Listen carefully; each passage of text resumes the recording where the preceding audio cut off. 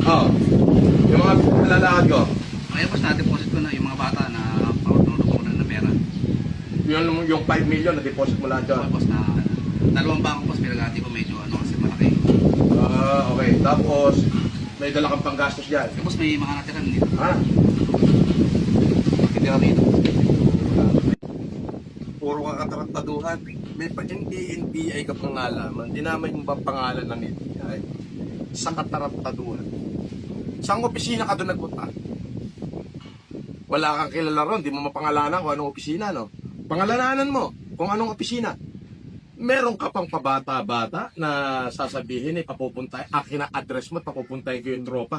Tropahin mo mukha mo, gunggong hindot ka, wala kang tropa. Nakapost sa YouTube yung address ko. Kinangina mo, hinahanap kita. Hindi kita nahagip. Ano ba yan? Hindi ko alam eh. Dapat sinasabi. Ikaw, anong opisina mo dati? Sa Records Division. Records. Marami tayong ano dyan. Yung pinuntahan ko, alam mo ko saan? Sa IPR. Saan kang division? Saan galing? Pangalanan mo. Sige na. Pangalanan mo. Kung anong opisina, anong unit. Buha ka na ngayon to. Ito na yung huling patol ko sa'yo. Budol-budol ka. Mga kababayan, mag-iingat kayo dyan. Budol-budol yan. Sobra pagkabudol niyan. Yung Marcos kuno na yan. Oo. Kung ginamit ang pagka-Marcos daw sa pambubudol. Yan ang original na budol, si Yulen. Langya ka. Tatakutin mo pa yung mga tauhan ko, naglalabas ka pa ng LTAP ng baril at sasabihin mong napakadali lang kumuha ng lisensya sa PNP. Kahit no appearance. Ninong Benji, attention. Meron tao na Marcos kuno, huwag kayong mag-alala, hindi to walang bearing ho ito, yung Yulen na to, Ninong. Pinagmamalaki niya na napakadali daw palang kumuha ng LTAP sa PNP. No appearance daw nung kinuha niya yung LTAP niya. No appearance daw. At talaga naman na Pwede pala yan, ano, boss, no? hindi ako naniniwala ron. Hindi talaga. Pero ito, non-appearance daw at sinasabi niya na mukhang pera daw ang PNP. Naku po. Diyos Marioso. Iba ikaw, walang iya mong hindot kang Yulen ka. Sasabihin mong mukhang pera ang PNP. Sino doon? Magsabi ka nga kung sino yung nasuhulan mo na PNP. Na mukhang pera. May kumakatok yata, Limang. Tingnan mo nga.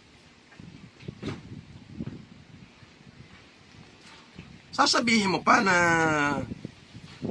mukhang pera yung mga taga-PNP dahil kahit lang appearance, makakakuha ka ng LTAP.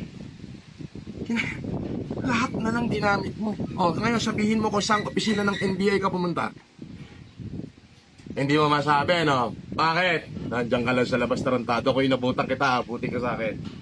Boss, Yung mga nalalakad ko.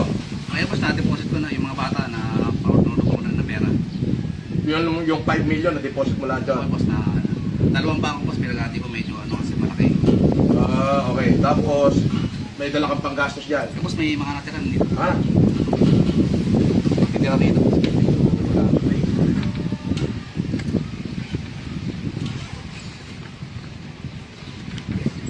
Ano nilagay? Ito. Video. Yulen! Ako may pera, ikaw wala. Gonggong.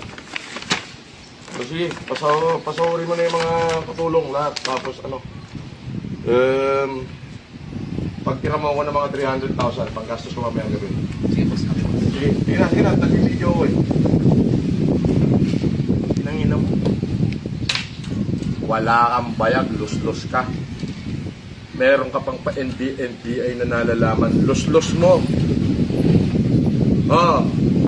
Pangalanan mo kung saan division ka sa NBI at pagbubuhol-buhulin ko kayo, pati yung division na sasabihin mo.